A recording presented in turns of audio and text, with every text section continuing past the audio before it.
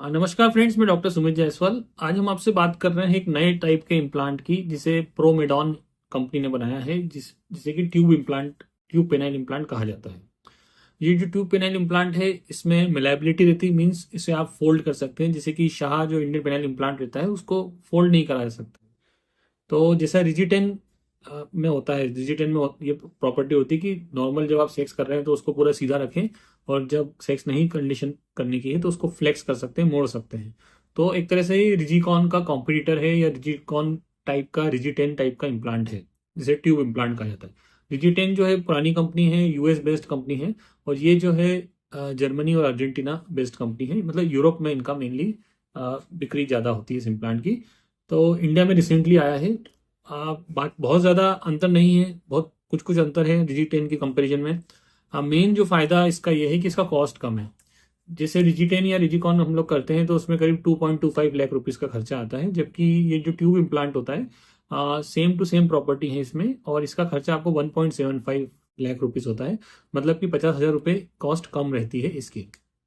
अब ये इस टाइप से दो रॉड्स रहती हैं, आपको हम लोग पहले भी कई बार वीडियो में दिखा चुके हैं, और इसको आप फ्लेक्स कर सकते हैं। इसमें कुछ जो डिफरेंसेस रिजिटेन की तुलना में हम अगर बात करें, तो जो फ्लेक्स करने की कैपेबिलिटी होती है, जो रिजिटेन में होती है 135 डिग्री तक होती है, जबकि ये जो ट्यूब इम्प्लांट है इसमें 130 डिग्री, मतलब कि इसमें थोड़ा 5 डिग्री ज़्यादा उसको फ्लेक्स कर सकते हैं।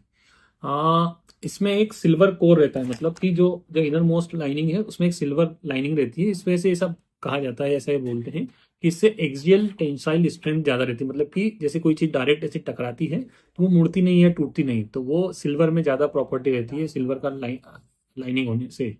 इसके अलावा मेलाइबिलिटी ज्यादा होती है इसकी रिजिटेन की तुलना में। मेलाइबिलिटी मतलब कि कितनी बार उसको मोड़ सकते हैं, सीधा कर सकते हैं, या फ्लेक्सिबिलिटी विदाउट ब्रेक डाउन, बिना टूटे मुड़ जाने की क्षमता जो होती है, वो भी सिल्वर की वजह से इसमें ज्यादा होती है।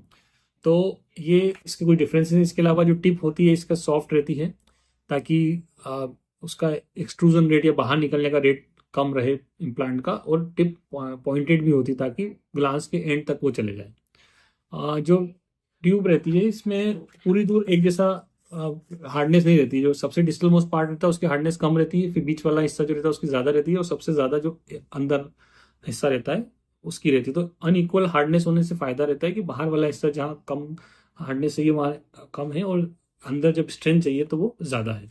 तो ये इसके फायदे हैं ओवर रिजिटेन के। इसके अलावा और बहुत ज़्यादा अंतर नहीं है। प्रोसीजर का ड्यूरेशन सेम रहता है, आफ्टर केयर सेम रहती है। मोस्टली 1 घंटे का प्रोसीजर रहता है, सेम डे या 1 डे बाद हम लोग डिस्चार्ज कर देते हैं। और उसके बाद एंटीबायोटिक लेना रहती है 7 दिन तक। लाइफ लॉन्ग के लिए इम्प्लांट डलता है, ये ध्यान रखना है। तो बहुत छोटी एज में हम लोग नहीं डालते हैं। अगर पेशेंट को इरेक्टाइल डिस्फंक्शन है जो कि मेडिसिन के द्वारा ट्रीट नहीं हो रहा है, पी शॉर्ट भी कर चुके हैं, या फिर पेशेंट को दूसरी मेडिकल प्रॉब्लम है जिसकी वजह से वो मेडिसिन नहीं ले सकता है, तो फिर हम लोग पेनिस इम्प्लांट करते हैं।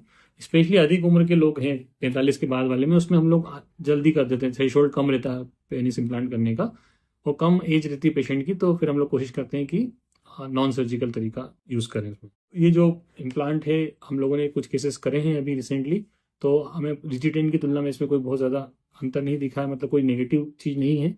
लेकिन जो इसमें फ़ायदा है कि जो कॉस्ट है इसकी 1.75 लाख रुपीज़ है, और जो रिजिटेन की है 2.25। तो कई पेशेंट इनका बजट इंडियन शाह इम्प्लांट का रहता है, मतलब 80-90 हज़ार खर्च करना चाहते हैं, तो यदि वो थोड़ा सा अपना बजट बढ़ाएं तो ये ट्यूब इम्प्लांट करवा सकते हैं।